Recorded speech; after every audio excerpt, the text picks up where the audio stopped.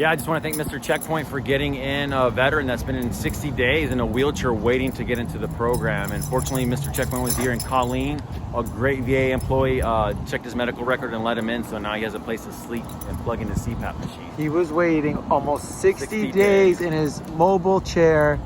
Sometimes just in the parking lot, being rained on. He was staying in these temporary things. He wasn't able to eat till 5 p.m. unless someone dropped him off food.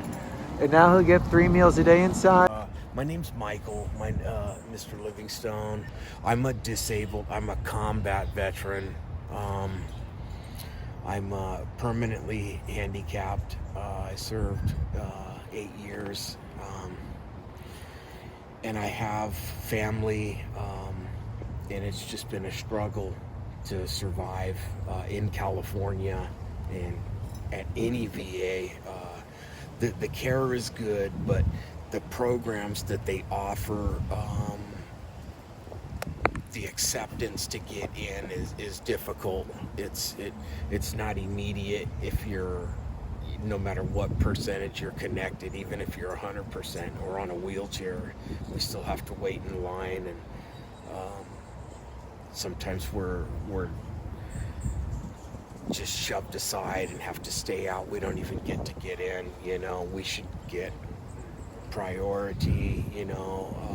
How's the communication with the staff and the medical staff letting you know about your updates and your status? It's not very good either. I have to constantly run around to different buildings to get referrals and consults, and to update my COVID and TBs that they're negative, and with my primary care. And it's just difficult because I'm on a power chair. I'm not able to get around campus easily, and I have to keep on following up with occupational therapy and evaluations, and it's just exhausting sitting out here waiting, trying to get in, and then getting set up for failure and disappointed at the end of the day, not being able to get in, and then have to sit out here all night.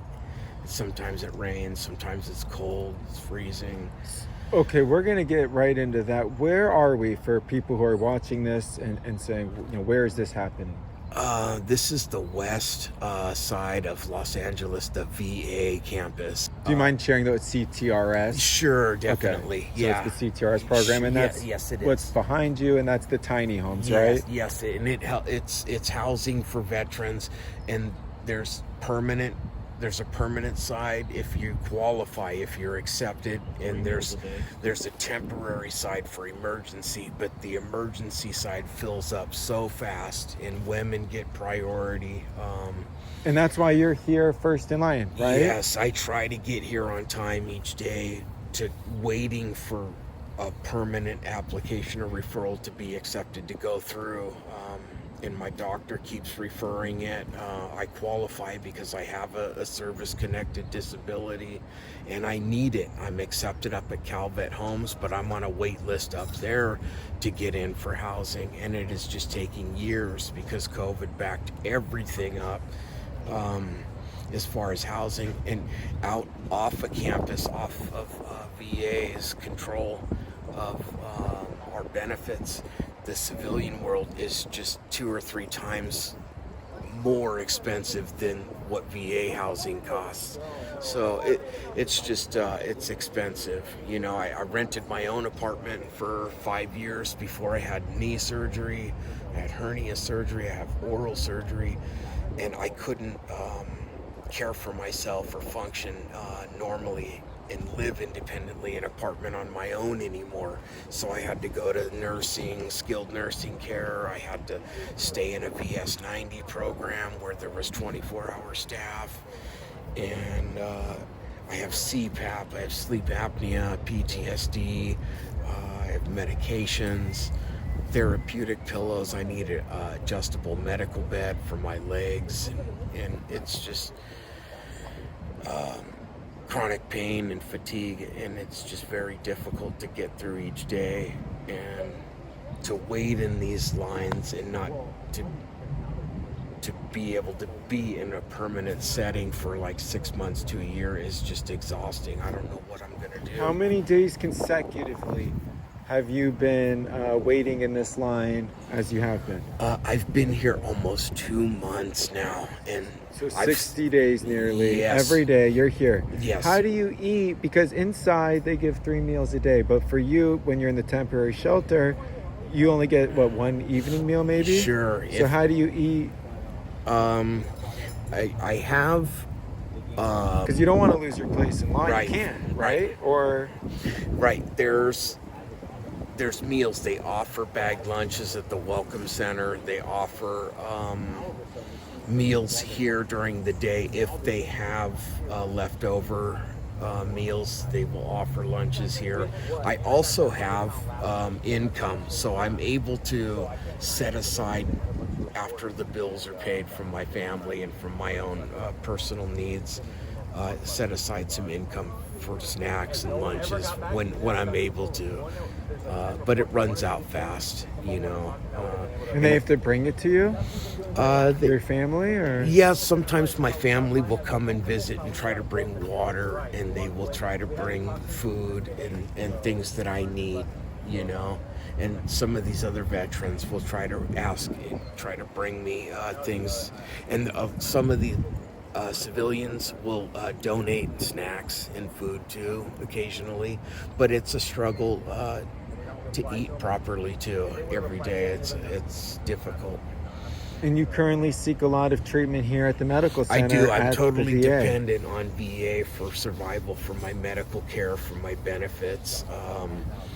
Totally. I was told by a trusted advocate that there was 70 units available in the buildings. Yes. I think there was recently maybe 130 units total available in these buildings that have been built or put together. Yes.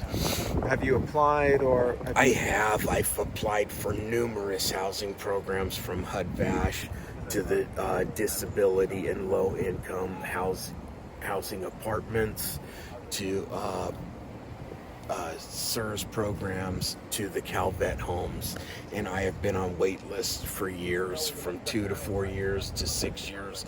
COVID backed up the wait lists and the housing lists. The homes were completely shut down and quarantined, and backed up the wait lists another 2 years. But I'm finally getting in the top 5 and on a wait list, so I should be hopefully getting housed here within 6 months to a year. Hey, Dennis, he says to let him in. But due to Because, yeah, he's going to due to Too well? Yeah, if he goes to the ER. I'll tell him I know. due to Good morning. my disability, I haven't been able to return to be with my family because of my disability needs. I need to be close to emergency, to be close to the campus for my care, in case anything happens. My transportation's been put on hold. I need special mode transportation. So it's just difficult, but the care I do receive is very good. The benefits are good. It's just the programs fill up, the lines get long, and there's just a lot of delays with getting veterans like us in, because they don't know if we're going to make it and be able to care for ourselves. That's the excuse they give you? I mean... Yeah, Well, do they tell you there's vacancies? Because that's step one, right? they say they're full, Or or miraculously, But- they just said that so if you go to the ER, you're allowed in today. So as soon as you go to the ER and talk to the social worker, let them know that a Miss Colleen is here waiting to accept your entrance. You're in. Is that's pretty much what's been going on, you know? It's Right. just one day after another, you know, just waiting. Just having to be first in line Yes. for It's almost supposed to 60 days. Yeah, it's supposed to be first come, first served, but that doesn't always happen. There's emergency veterans that come in from the hospital, and there's females, there's women that show up, and it bumps the people like us that have been here waiting, and it overflows. The line gets long, and we still don't get in. There's one thing that I wanted to ask that wasn't shared, and that's Sure. just the nights that you haven't gotten in. Mm-hmm. What happens? where you're sleeping. That's the thing. We try to go to overflow places or other programs, and they turn us away too. They say the same thing. We need a referral, or we have to go back to emergency. And sometimes it's so late that they can't place us anywhere. So where do you sleep those nights? It's tough. It's hard to say. We'll try to find friends or family. We try to see if we can ask security if we can stay in the lobby at the hospital, or sometimes we just stay out here in the parking lot. And you say we, who's we? You and other veterans? Yes, exactly. How many veterans are okay? Have any veterans been doing this longer than you? No, not longer You're than the me. longest? I've been the longest. Wow. Yes, sure. And there's a few though that have now joined Yes. this daily. Yes. How many would you say? I would say 2 or 3. 2 or 3? Yeah. So 2 or 4 of you maybe? Yeah. Just everyday, consistent. Yes. Right. Yeah. And there are vacancies. There is vacancies. Yeah. How does it make you feel? Just it's causing severe PTSD. It's causing severe emotion. It's causing severe mental fatigue and stress and further pain. It's just bringing back all the